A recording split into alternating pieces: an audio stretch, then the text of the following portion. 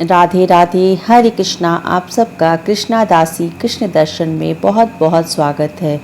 मेरी YouTube channel Krishna दासी कृष्ण दर्शन में शेयर की गई सभी जानकारी पुराणों, ग्रंथों या अलग अलग धार्मिक पुस्तकों से ली गई है या किसी से प्राप्त की हुई जानकारी है, और जो भी इमेजेस हैं वो अलग अलग माध्यम इंटरनेट आदि से लिए गए हैं। सनातन धर्म में एकादशी तिथि का विशेष महत्व है। एक साल में 2 बार पुत्रदा एकादशी का व्रत आता है। एक व्रत पौष पुत्रदा एकादशी का होता है और दूसरा व्रत सावन माह के शुक्ल पक्ष की एकादशी को किया जाता है। शास्त्रों में पुत्रदा एकादशी व्रत का विशेष महत्व बताया गया है। इस व्रत को करने से भगवान विष्णु की विशेष कृपा प्राप्त होती है और साधक की सभी मनोकामनाएं पूर्ण होती हैं। धार्मिक मान्यताओं के अनुसार इस व्रत को करने से संतान सुख की प्राप्ति होती है। पुत्रदा एकादशी व्रत रखने से साधक को सभी भौतिक सुखों की प्राप्ति होती है, साथ ही उनके लिए मोक्ष के द्वार भी खुलते हैं। यह व्रत रखने से सभी पापों का नाश होता है और कई प्रकार के ग्रह दोष भी दूर होते हैं। साथ ही दाम्पत्य जीवन भी खुशहाल बना रहता है। हर माह की एकादशी तिथि बहुत खास होती है, लेकिन संतान प्राप्ति की इच्छा रखने वाले दंपतियों के लिए श्रावण पुत्रदा एकादशी सर्वोत्तम मानी गई है। श्रावण या सावन का महीना भगवान भोलेनाथ का सबसे प्रिय होता है। इस माह में हर दिन कोई न कोई विशेष तीज त्यौहार पड़ते हैं। जैसे श्रावण मास की एकादशी पर श्रावण पुत्रदा एकादशी मनाई जाती है। ये एकादशी उन लोगों के लिए बहुत खास होती है जो विवाहित होने के बाद भी पुत्र या पुत्री रत्न की प्राप्ति के इच्छुक होते हैं। कहते हैं कि श्रावण पुत्रदा एकादशी पर सुहागिन महिलाएं अगर व्रत करती हैं और इस विधि विधान से लक्ष्मी नारायण की पूजा करती हैं तो उनके घर में संतति की प्राप्ति होती है। तो इस बार श्रावण पुत्रदा एकादशी कब मनाई जाएगी, इसकी तिथि, योग और शुभ मुहूर्त क्या है, चलिए हम इसके बारे में बात करते हैं। श्रावण माह के शुक्ल पक्ष की एकादशी तिथि इस साल 16 अगस्त के दिन मनाई जाएगी। श्रावण पुत्रदा एकादशी की तिथि एक दिन पहले 15 अगस्त को सुबह 10:26 पर शुरू हो जाएगी। वहीं इसका समापन 16 अगस्त को सुबह 9:39 पर होगा। ऐसे में वैष्णव समाज के अनुसार 16 अगस्त को ही श्रावण पुत्रदा एकादशी का व्रत रखा जाएगा। वहीं व्रत का पारण का समय 17 अगस्त को सुबह 5:51 से लेके 8:05 तक रहेगा। ज्योतिष शास्त्रों के अनुसार इस साल की श्रावण पुत्रदा एकादशी बहुत खास होने वाली है, क्योंकि इस तिथि पर प्रीति योग का निर्माण होने जा रहा है, जो दोपहर 1:12 से शुरू होगा। इसके अलावा भद्राकाल का योग सुबह 9:39 तक है, यानी कि इस समय में आप भगवान विष्णु और माँ लक्ष्मी की सच्चे मन से आराधना कर सकते हैं और उनका आशीर्वाद पा सकते हैं। कहा जाता है कि जगत के पालनहार भगवान विष्णु और माता लक्ष्मी के विधि विधान से श्रावण पुत्रदा एकादशी पर पूजा अर्चना और वंदना करने से लक्ष्मी नारायण पुत्र धन का आशीर्वाद आपको देते हैं। श्रावण पुत्रदा एकादशी का महत्व। धार्मिक मान्यताओं के अनुसार पुत्र की इच्छा रखने वाले व्यक्ति को श्रावण माह के शुक्ल पक्ष की एकादशी तिथि का व्रत अवश्य करना चाहिए। इस व्रत के प्रभाव से इस लोक में समस्त भौतिक सुख और परलोक में स्वर्ग की प्राप्ति होती है। सावन पुत्रदा एकादशी व्रत करने से सभी प्रकार के पाप नष्ट हो जाते हैं। इसके साथ ही ग्रह दोष के प्रभाव भी कम होते हैं। साथ ही पूर्वजों के आशीर्वाद से उसके घर में किलकारियां गूंजती हैं। सावन पुत्रदा एकादशी पर संतान सुख के लिए निर्जल व्रत कर रात्रि जागरण करें और फिर अगले दिन व्रत का पारण करने पर विशेष लाभ मिलता है। अब यहाँ पे बात करते हैं कि सावन माह की पुत्रदा एकादशी के दिन भगवान विष्णु के किस स्वरूप की पूजा करनी चाहिए।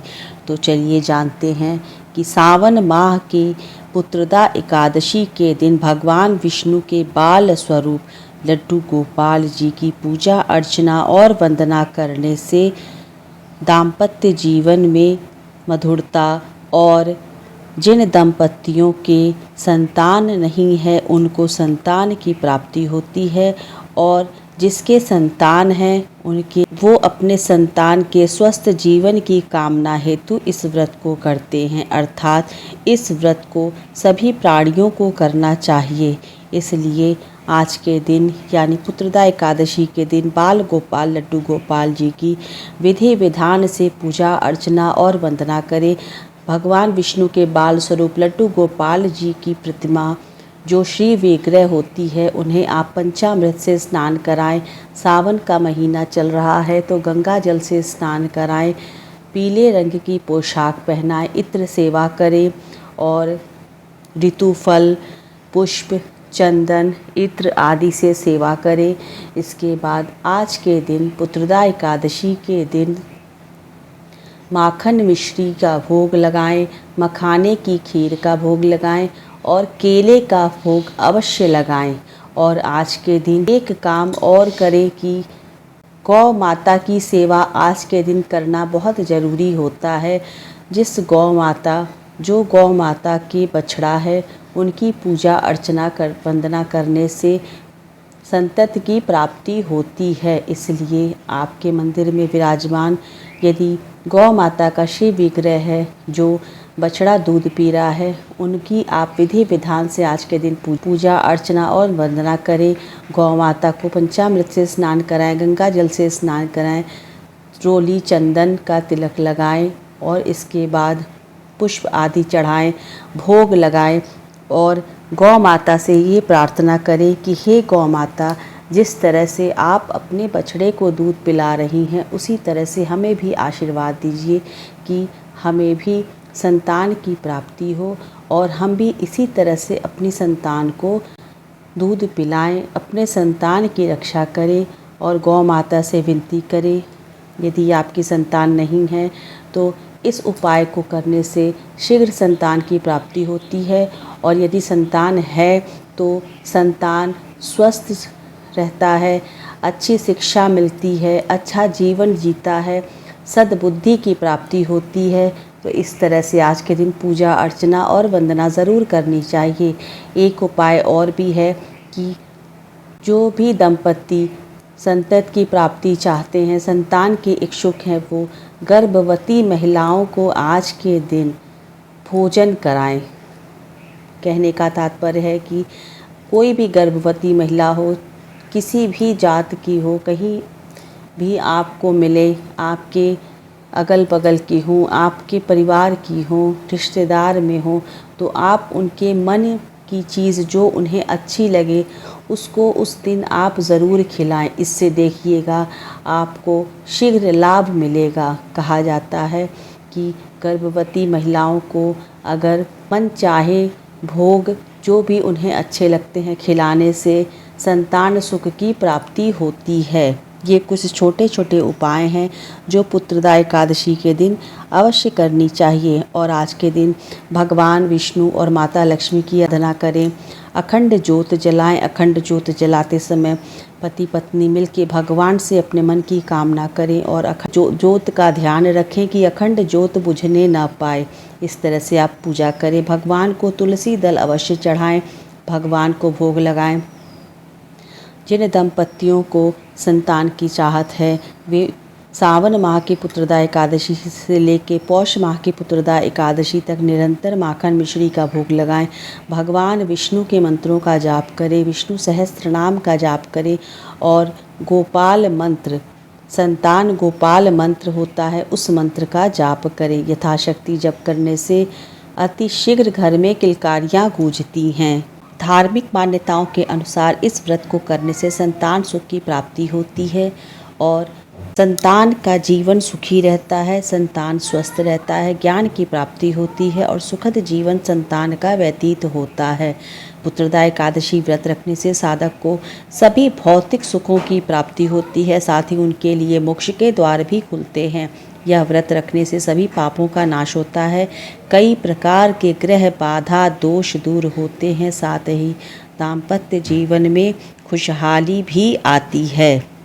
श्रावण माह की पुत्रदा एकादशी की पूजा विधि क्या है। जैसा कि आप सबको पता है कि एकादशी 3 दिवसीय व्रत माना जाता है, जैसे कि दशमी के दिन से ही इस व्रत की शुरुआत मानी जाती है। दशमी के दिन से ही तामसिक भोजन नहीं ग्रहण करना चाहिए, यानी कि लहसुन प्याज से बना मांस मदिरा आदि नहीं खाना चाहिए और सात्विक भोजन ग्रहण करना चाहिए। मीठा भोजन करना चाहिए, बहुत तीखा तला भुना आदि सेवन नहीं किया जाता है। दशमी तिथि के दिन सूर्यास्त के पहले भोजन ग्रहण कर लेना चाहिए। दशमी तिथि से ही चावल का सेवन वर्जित हो जाता है और दशमी तिथि से ही ब्रह्मचर्य का पालन करना चाहिए, पृथ्वी शयन करना चाहिए और हो सके तो विष्णु से मन ही मन संकल्प लेना चाहिए दशमी तिथि से कि आज से मैं एकादशी व्रत का पालन करने जा रही हूँ। नियम संयम धर्म से इस व्रत का पालन करना चाहिए, क्रोध नहीं करना चाहिए, निंदा नहीं करनी चाहिए और दशमी तिथि से ही नाखून आदि नहीं काटने चाहिए, दाढ़ी बाल नहीं बनवाने चाहिए। एकादशी तिथि के दिन सुबह उठकर शुद्ध जल से स्नान करें, जल में गंगा जल मिला के स्नान करें। श्रावण माह की पुत्रदा एकादशी के दिन पीले रंग का वस्त्र पहन के पूजा घर में आप विराजमान हो, पूजा घर को शुद्ध कर लें। इसके बाद भगवान विष्णु और माता लक्ष्मी की विधि विधान से पूजा करें। आज के दिन भगवान विष्णु के बाल स्वरूप लड्डू गोपाल जी की ज़रूर पूजा अर्चना और वंदना करें। यदि आपके घर में लड्डू गोपाल नहीं हैं तो आज वो बहुत ही शुभ दिन है, जिस दिन आप लड्डू गोपाल अपने घर में ले आ सकते हैं। घी का जोत जलाएं, व्रत रखें, पुष्प चंदन धूप दीप से नैवेद्य से पंचोपचार विधि से पूजन करें, भोग लगाएं। पुत्रदा एकादशी के दिन माखन मिश्री का भोग लगाएं, मखाने की खीर का भोग लगाएं और केले का भोग अवश्य लगाएं। भोग में तुलसी का पत्ता ज़रूर डालें। इसके बाद पुत्रदा एकादशी की कथा का श्रवण अवश्य करें। कथा श्रवण करने से अश्वमेध यज्ञ के बराबर फल की प्राप्ति होती है। अपने शरीर के सामर्थ्य के अनुसार आप व्रत का पालन करें, रात्रि जागरण करें, अखंड ज्योत जलाएं और फिर दूसरे दिन द्वादशी तिथि के ब्रह्म ब्रह्मबेला में स्नान आदि से निवृत्त होकर ब्राह्मण को, सुपात्र ब्राह्मण को दान दक्षिणा आदि दे के आप फिर भोजन ग्रहण पारण करते समय आप सात्विक भोजन ग्रहण करें। तामसिक भोजन से पारण कभी नहीं करना चाहिए। एकादशी तिथि के दिन बाल नहीं धुलना चाहिए। एकादशी तिथि के दिन चावल का सेवन वर्जित माना गया है। एकादशी तिथि के दिन नाखून बाल दाढ़ी नहीं बनवाने चाहिए। एकादशी तिथि के दिन ब्रह्मचर्य का पालन किया जाता है, पृथ्वी शयन किया जाता है, कम बोलना चाहिए, हो सके तो मौन रहें।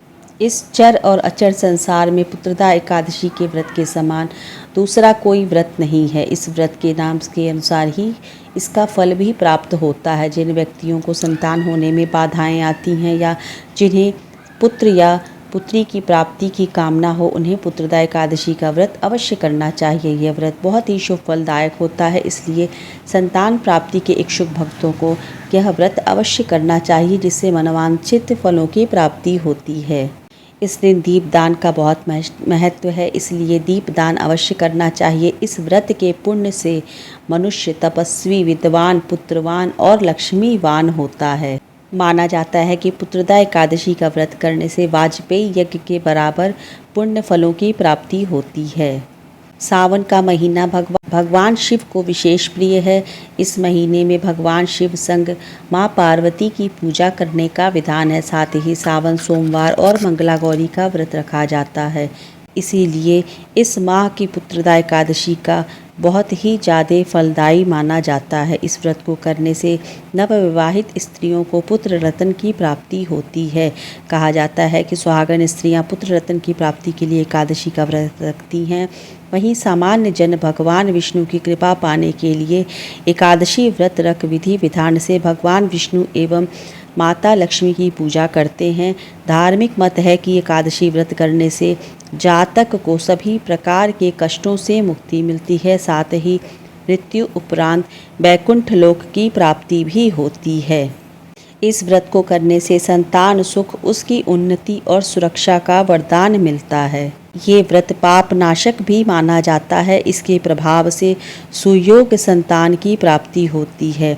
रक्षाबंधन से 4 दिन पहले सावन पुत्रदा एकादशी का व्रत रखने से वंश में वृद्धि होती है, संतान पर आने वाले संकटों का नाश होता है। इस व्रत में एकादशी की कथा का ज़रूर श्रवण करना चाहिए, तभी पूजा का फल पूर्ण प्राप्त होता है। सावन पुत्रदा एकादशी व्रत कथा। द्वापर युग में महिष्मती नाम का एक राज्य था, जिसकी बागडोर राजा महजीत के हाथों में थी। राजा महजीत धन ऐश्वर्य संपत्ति से परिपूर्ण थे, लेकिन पुत्रहीन होने के कारण सदा चिंतित रहते थे।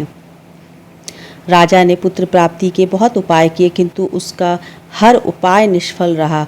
राजा महजीत वृद्धावस्था की ओर बढ़ते जा रहे थे। राजा अपनी प्रजा के साथ समस्त प्राणियों का अच्छी तरह से ध्यान रखते थे। पुरुषार्थ करने के बाद भी वह संतानहीन क्यों हैं, इस बात को लेकर वे हमेशा दुखी रहते थे। राजा को इस पाप के कारण नहीं मिला संतान सुख। एक दिन राजा ने अपनी राज्य के सभी ऋषि मुनियों, सन्यासियों और विद्वानों को बुलाकर संतान प्राप्ति के उपाय पूछे। राजा की बात सुनकर सभी ने कहा कि हे राजन, तुमने पूर्व जन्म में एकादशी के दिन अपने तालाब से एक गाय को जल नहीं पीने दिया था, जिसके वजह से गाय ने तुम्हें संतान न होने का शाप दिया था।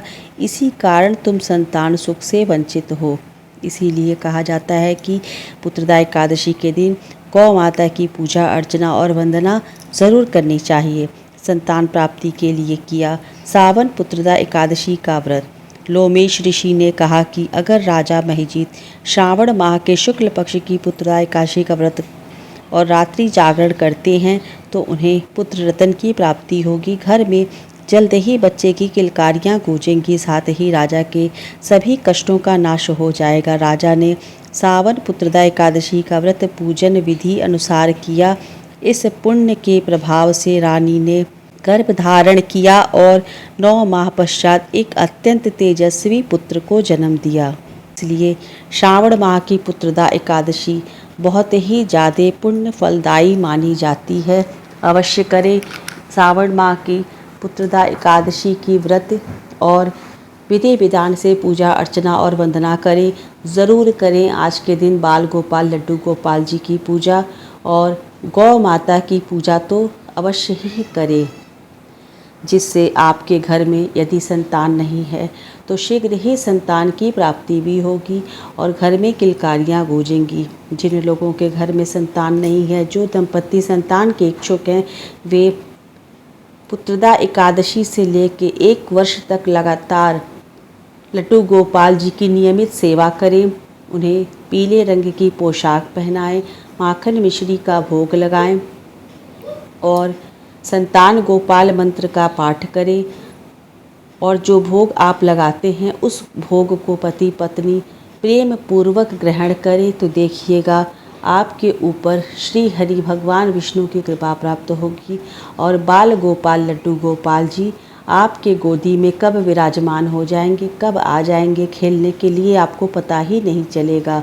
तो उम्मीद करती हूँ कि इस वीडियो के माध्यम से आपको संपूर्ण जानकारी मिल गई होगी कि श्रावण माह की पुत्रदा एकादशी के दिन हम कैसे करें विधि विधान से लड्डू गोपाल जी की सेवा, भगवान विष्णु की सेवा। और ये जानकारी हो गई होगी कि भगवान विष्णु के किस स्वरूप की पूजा आज के दिन बहुत ज़रूरी होती है। तो मिलते हैं अगले वीडियो में, तब तक के लिए राधे राधे, हरे कृष्णा।